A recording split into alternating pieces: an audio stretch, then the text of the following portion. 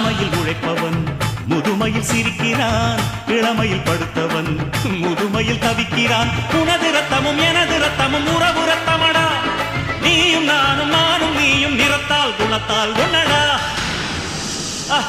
அதாண்டா இதாண்டா அருணாச்சலம் நான்தாண்டா, அன்னை தமிழ்நாட்டில நான் அனைவருக்கும் சொந்தண்டா.